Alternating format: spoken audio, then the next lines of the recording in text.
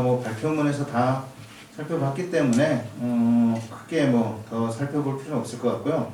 최근에 안양시에서 용역업체가 바뀌면서 대단히로 이렇게 해고가 되는 사태가 있었고, 이건 뉴스에도 좀 크게 회자됐었습니다. 다만 이게 잘 해결되지는 않았고, 아마 법적 소송으로 지금 비화되어 가고 있지 않은가 라고 생각을 하고 있습니다. 많이 안타까운 일인데요. 이런 부분들이 있고요.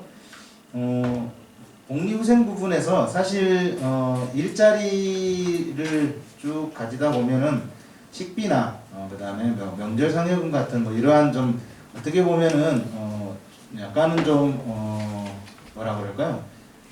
인간적으로 이런 거 정도는 좀 있었으면 좋겠다라고 많은 사람들이 생각하는 비용들이 좀 있습니다. 그런데 사실 이 아파트 뭐 미화 경비 노동자들도 사실은 대부분이 이런 것을 좀 누리고 있지 못하죠. 다만 뭐 관리사무소나 뭐 입주자 대표회의에서 뭐 쌀이나 이런 부식을 좀 제공해주는 이런 사례들은 종종 있고요. 또는 선량한 입주민들이 십시일반으로 명절 상여금이나 이런 것들을 좀 마련해주는 이런 경우들이 있었는데, 이것은 좀 일반화된 사례는 아니고요. 어쨌든 이게 좀 제도화되거나 그렇게 되어 있지는 않은 상태인 것 같다. 이러한 좀 문제점에 관련해서 그러면 좀 어떻게 했으면 좋겠는가에 대한 현장에서 좀 나오는 목소리를 중심으로, 그리고 거기에 저희의 그 아파트 사업단들의 의견들을 좀 보태서 한번 좀 제언을 드리고자 합니다. 내용이 약간은 좀 뭐라 그럴까요? 듣기에 우리 입주자 대표회의도 계시고, 그다음에 뭐 주택관리사 협회장님도 계시고 해서 약간 도발적이고 약간은 좀 더 어려우게 들릴 수도 있으시겠지만, 어쨌든 우리 당사자 입장에서 이런 부분에 관련한 좀 생생한 의견들을 좀 전달해 드리고자 하는 의도가 있으니까요. 너무 이렇게 뭐라 그럴까 대결적으로 생각하지 않고요. 함께 좀 고민해보는 좀 계기가 될 수 있었으면 좋겠다는 말씀을 먼저 드립니다. 먼저 우리 남우군 우리 연구위원님께서 말씀하셨듯이 아파트 노동자 여건 개선을 위한 가장 중요한 부분은 고용 안정입니다. 모든 불편한 부분과 모든 어려운 부분은 이 고용 불안에서부터 시작합니다. 실제로 고용이 안정되어 있지 못한 상태에서 본인의 그 노동 조건을 개선하기 위한 의견을 제출한다는 건 정말로 자신의 그 일자리를 걸고, 한마디로 해고 위협을 무릅쓰고 이야기할 수밖에 없는 부분이고요. 이런 부분이 있기 때문에 실제로 다른 열악한 노동 여건이나 복리후생 그리고 인격 모독에 관련한 부분들도 그대로 계속 전치되고 용납되어 오지 않았었나 라는 생각이 듭니다. 그래서 현재 보면은 점점 그 쪼개기 계약, 즉 1년 미만의 쪼개기 계약들이 많아지고 있고요. 이것은 혹여 퇴직금을 비롯한 법정 수당을 줄일 목적으로 악용되는 사례들도 종종 살펴봐질 수 있는 상태입니다. 그리고 여기에 대해서는 실제 이제 아까 송옥주 의원의 입법 준비에 관련한 내용도 있지만, 기존에 공공기관 비정규직 근로자 보호 지침에 관련한 내용이 있습니다. 2011년부터 이미 발표되어서 이미 공공기관에서는 모두 다 통용되고 있는 내용인데요. 용역업체가 바뀌더라도 특별한 사정이 없는 한 고용을 승계하고 용역기간이 유지되는 동안은 특별한 사유가 없는 한 고용을 유지하는 것을 의무화하는 이러한 내용의 지침들이 있었습니다. 물론 이게 사기업의 사적 영역에 이렇게 함께 적용하기에는 아직까지는 무리가 있다고 하더라도 이러한 공공기관 비정규직 보호 지침에 관련한 부분을 준용할 수 있는 방안들을 행정적으로 먼저 한번 좀 검토해보고, 이러한 부분들이 잘 시행되는 아파트에 보조금이나 여러가지 인센티브 이런 것들로 좀 통해서 궤도할 수 있는 방안이 있지 않을까라는 좀 고민도 듭니다. 두 번째로 적정 근무 시간을 좀 적용할 필요가 있습니다. 실제로 이제 좀 많은 경우는 아니지만 체불임금이나 이런 것으로 인한 법정 소송이 좀 진행되는 경우가 있습니다. 이게 모두 다 근무 시간과 대기 시간과 휴게 시간이 구분이 모호하기 때문입니다. 그런데 이걸 또다시 더 짚어보면은 사실은 업무 범위가 너무 모호하기 때문이란 이유로 다시 또 환원이 됩니다. 즉 경비 노동자가 해야 될 일의 범위, 그리고 뭐 미화 노동자가 일해야 될 범위, 이런 것들이 정해져 있지 않거나 모호하기 때문에 여기까지 일했는데 조금 더 해야 된다라는 뭐 이런 지시나 이런 것들 때문에 어쨌든 그 근무 시간이 휴게 시간과 그리고 대기 시간과 같이 좀 구분이 안 되는 경우도 좀 있습니다. 그래서 이런 부분들, 그리고 최근에 들어서 이제 최저임금이 많이 인상되다 보니까 그 최저임금이 인상된 만큼 인원을 감축하거나 근무 시간을 줄이는 형태로 비용 증가를 좀 막아내는 과정이 있었습니다. 그래서 인력 감축이나 인당 작업량을 늘려서 그로 인해서 이제 휴게 시간을 온전히 이용하지 못하는 이런 경우도 있었습니다. 그래서 근무 시간 중에 또 과도한 휴게 시간을 부여하는 이런 부분들도 좀 막아야 되지 않겠는가라는 거고요. 아파트나 그 형태에 따라 좀 다를 수 있겠지만 단위 면적당 근무 여건당 필요 인원이나 여기에 따른 세부적인 기준을 좀 정해서 적정 인력을 유지할 수 있도록 제도적으로 좀 방침을 제정할 필요도 있어 보인다라고 합니다. 공공기관에서는 단위 면적당 그 미화원이나 이런 그 산출하는 이런 예들이 좀 있더라고요. 살펴보니까. 물론 이제 아파트는 그 구조나 여러 가지 그 여건상, 그리고 뭐 지어진 연식에 따라서 이렇게 청소하는 형태들도 약간씩 좀 다르지만, 그래도 그런 여러 가지 여건들을 고려해서 필요한 인원들을 좀 정해야 되지 않을까 생각이 듭니다. 최근에 제가 그 이제 좀 새로 지어진 아파트 단지들 있죠. 저기 옥길동 쪽, 여기를 쭉 한번 좀 그 조사 사업을 통해서 나가봤었는데요. 재작년까지는 그 경비원들이 분리수거 업무랑 여러 가지 업무를 다 하다가 작년부터는 대부분의 단지들이 이제 관리원과 경비원을 분리한 형태로 만들어졌더라고요. 이미 어쨌든 그 선제적으로 근무 형태를 바꿔서 경비원들은 경비 업무만 주로 하고 있고, 그다음에 나머지 관리원들이 그 분리수거와 이렇게 청소, 외곽 청소 이런 업무들을 좀 맡아서 진행하는데, 실제로 이제 그 당시에 있었던 전체 경비원들 숫자 보다 좀 줄어든 숫자로 진행했었던 것 같습니다. 그래서 관리원들이 엄청난 그 노동 강도에 힘들어하는 모습들이 좀 종종 보이더라고요. 쉬기도 힘들고 면적도 넓어서 뭐 이런 낙엽이나 쓰레기 이런 것들에 관련해서 엄청 힘들어하시고, 물론 이분들이 뭐 젊은 분이 아니고 대부분 나이가 드신 분들이어서 오히려 좀 다칠 수도 있지 않을까 정도로 좀 힘들어하시는 모습들이 있어서 이런 부분에 관련해서도 저는 좀 적정한 좀 기준이 좀 있었으면 좋겠다라는 생각도 들었습니다. 휴게 공간에 관련해서는 아까 우리 연구위원님께서 말씀하셔서 크게 뭐 한 번 더 짚어보지는 않고 넘어가도록 하겠습니다. 다만 관리사무소와 휴게시설의 면적을 합산한 면적으로 휴게시설이 반영된다면, 그 면적으로 그 기준이 된다면 휴게시설이 정말 얼마나 반영될 수 있을까, 이게 좀 미주수인 게 좀 걱정이긴 합니다. 그리고 또한 그렇게 하다 보면은 관리사무소 옆에 또 노동자들의 휴게 공간을 만들 수도 있게 되는데, 그러면 아마도 발편하게 쉬면서 자유롭게 휴게 시간을 이용할 수 있는 노동자들이 몇이나 될까라는 생각이 좀 듭니다. 그래서 이런 부분에 관련해서도 좀 세부적으로 좀 정해주지 않는다면은 뭐라 그럴까요? 빚 좋은 개살구처럼 뭐 먹지도 못하고 쓰지도 못하는 이러한 일이 벌어지지 않을까라는 생각이 좀 듭니다. 또한 휴게 공간에 관련해서 뭐 환기 시설이나 방음, 조명, 냉난방 이런 좀 기본적인 환경 기준들도 좀 마련해 놓는 게 필요하지 않을까 싶습니다. 최근에 이제 지어지고 2020년 이후에 지어진 아파트들은 이런 부분들이 좀 반영돼서 지어지지만, 기존에 있던 그 아파트들은 이런 공간들을 마련하기에는 좀 쉽지 않고 대부분이 지하에 이제 좀 이렇게 마련되고 있는데, 그 마련되는 과정에서도 최소한의 좀 환기나 조명, 냉난방들은 좀 같이 고려될 수 있게 또 이렇게 정책적으로 좀 부천시에서 지원해주는 이런 사업까지를 좀 함께 생각해 봤으면 좋겠다는 생각이 듭니다.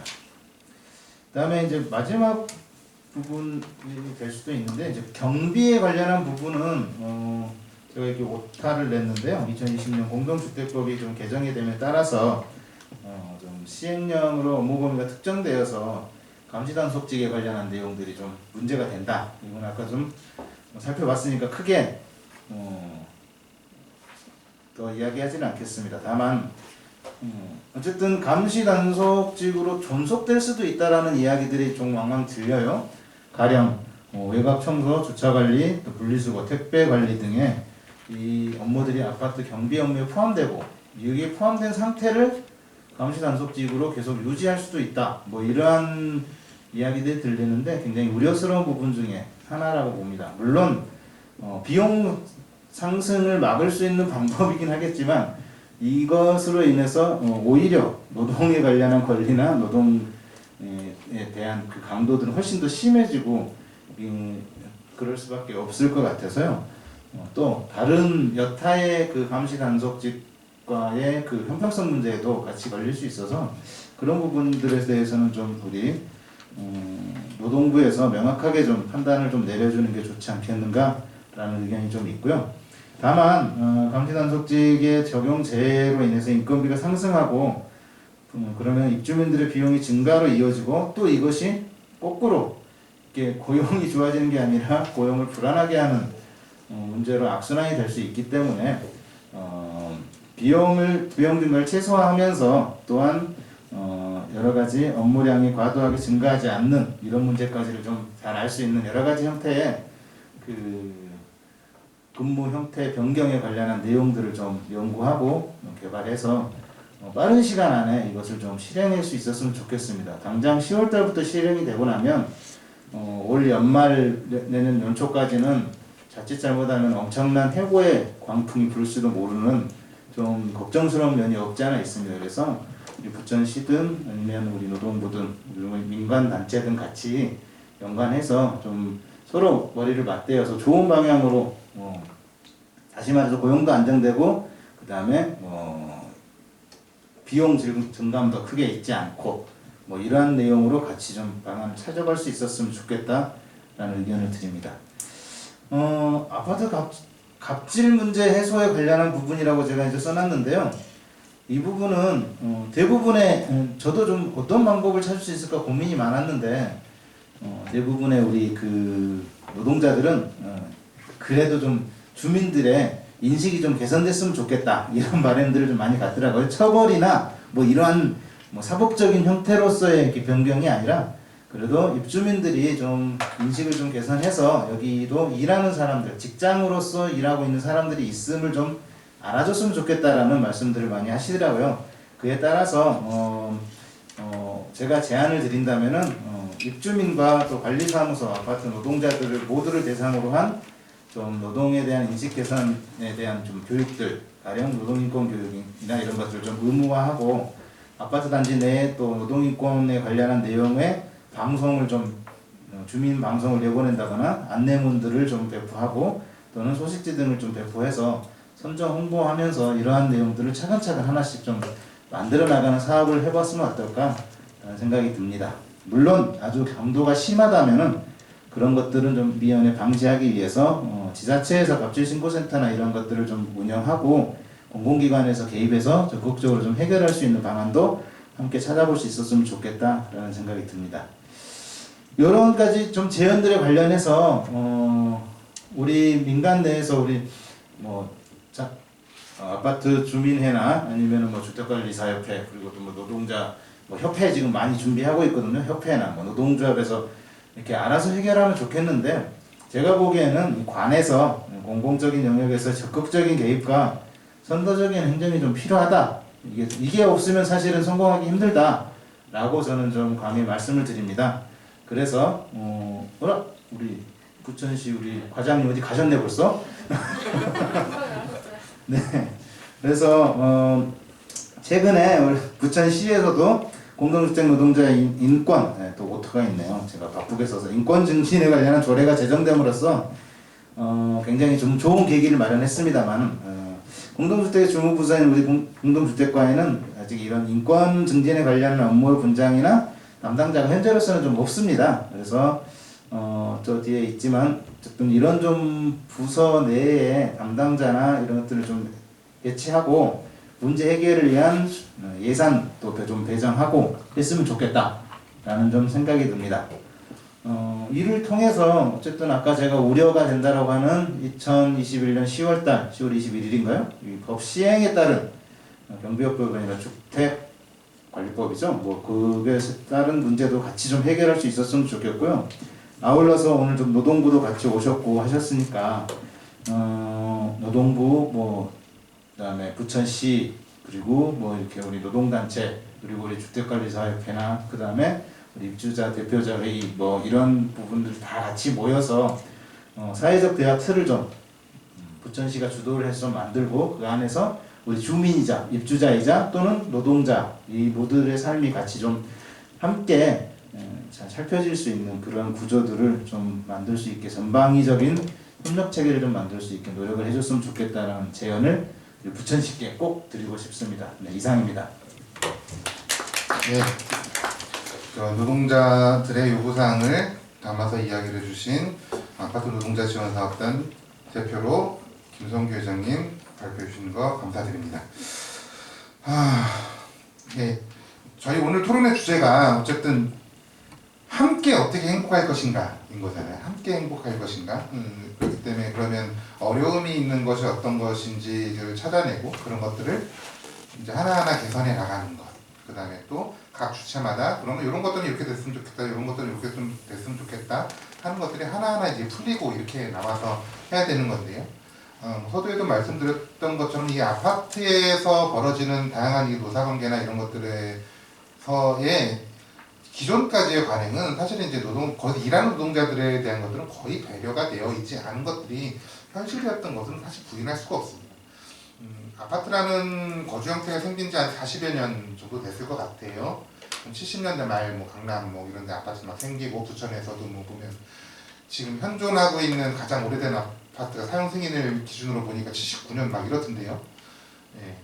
그런 데들이 이제 지금 재건축 재개발 막 뭐 이렇게 하는 거라 그런 데들이 무너지면 하나둘씩가 바뀌어 나가겠죠. 예.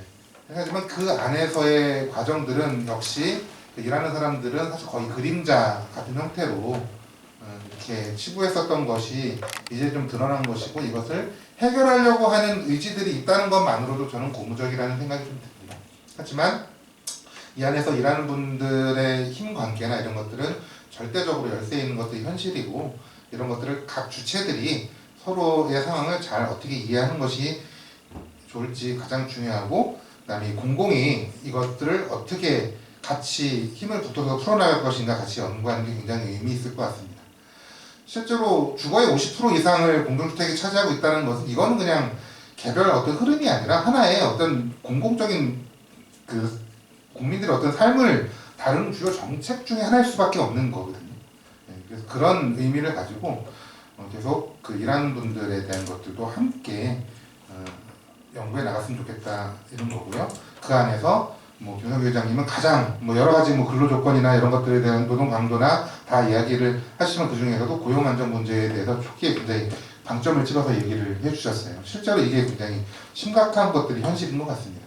한국 사회에서는 실제로 일자리 잃으면 정말 예를 들면 사는 것 자체가 문제가 발생하는 그런 구조를 갖고 있기 때문에 그 안에서의 이 고용 문제를 해결하는 문제는 함께 잘 해결해 나갔으면 좋겠습니다.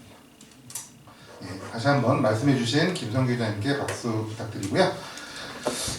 사실 오늘 뭐 여러분이 얘기해 주셨는데 이 자리가 이렇게 만들어진 것들 중에 하나가 이렇게 해서 좀 지역에 있는 각 주체들이 한 자리에서 이렇게 얼굴을 보고 사실은 처음 이렇게 이야기하는 사실상의 처음 자리가 아닐까 좀 싶습니다. 물론 이제 뭐 연합회나 주택관리사협회 같은 이제 직능단체들은 사실 뭐 다양한 형태로 이런 것들을 했을 수 있는데 사실 노동자들이든 공공이든 이거를 이 한 자리에서 모여서 하는 것들이 사실상 제가 알기로도 처음 부천시에서는 거의 처음일 거라고 여겨지는 거라서요. 이런 자리 자체가 만들어지는 것 그 자체가 의미가 있다고 저는 생각이 들고 오늘을 시작으로 자주 만나고 자주 이야기를 할 수 있는 계기가 만들어졌으면 좋겠습니다. 제가 너무 말을 많이 하면 안 되겠죠? 이미 많이 했는데, 그죠? 예, 그리고 두 번째, 그러면 이야기를 들려주실 우리 분을 모시도록 하겠습니다. 오늘 이 자리에 나오는 게 약간은 불편하실 수도 있음에도 불구하고 아주 흔쾌히 자리에 응해 주시고요. 그다음에 또 오늘 이야기를 함께 나눠주실 우리 부천시 아파트 입주자 대표회의 연합회 박용원 연합회장님 모시고 이야기를 청해 듣도록 하겠습니다. 자, 박수 부탁드리겠습니다. 네, 부천시 아파트 연합회 회장 박용원입니다. 조금 전에 그 김성규 민주노총 회장님과 최영진 센터장님이 불편한 얘기를 들을 수 있다, 센 얘기를 한다 이렇게 말씀하셨는데 전혀 그렇지 않습니다. 당연하게 말씀을 하셨고 센 얘기도 전혀 아니었습니다. 저는 공감을 하고요. 그걸 바탕으로 해가지고 제가 간단하게 답변을 드릴 수 있는 내용을 드리도록 하겠습니다. 그리고 오늘 저는 그 부천 아파트 연합회에 살기 좋은 아파트를 하기 위해서 부단히 노력하고 있습니다. 150여 개 단지를 소통과 공유를 하고 있습니다. 그래서 정해운 단지는 30-40개 단지가 있습니다만 실제적인 공유는 150여 개 단지를 정보 공유를 하고 있고요. 각 단지별로 저희들은 문서를 내용 증명 또는 등기물로 우편을 보냅니다. 유관부서에서 내려오는 어떤 법규라든지 규칙이라든지 또는 조례에 관련된 사항들을 공유를 하고 있는데요. 오늘 이 토론회에서 유익한 내용을 또 전체적인 단지에다가 공유를 할 수 있도록 반드시 실행을 하도록 하겠습니다. 첫째, 이제 여러 가지 그 지금 논쟁이 되고 있는 뭐 고용 안정이라든지 또 어떤 복지 시설 이런 내용이 이제 첫째 여러 가지가 대두가 될 수 있는데, 먼저 당연하게 복지 시설은 당연하게 제공이 돼야 된다고 봅니다. 갑이. 갑이라서 죄송합니다만 갑을 이제 각각을 이제 따지자면 갑은 당연하게 제공을 해야 된다. 뭐 예를 들자면 아까 우리 그 너무 실태조사에 하신 말씀대로 에어컨이라든지 전열기라든지 냉장고는 당연하게 기본적으로 비치가 돼야 된다고 봅니다. 뭐 예컨대 저희 단지는 100% 15개 부스에 전체적으로 다 비치를 해놓았습니다. 그래서 당연하게 제공이 돼야 된다고 보고요. 또 휴게실도 여러 가지가 이제 난제가 좀 있습니다. 뭐 각 단지별로 신설 아파트에는 공간이 있고 또 활용도가 높지만 그러니까 93년도부터 입주한 중동 아파트 단지에는 조금 문제가 있을 겁니다. 왜냐하면 여기에는 산업안전법규 규칙이라는 게 있습니다. 그러면은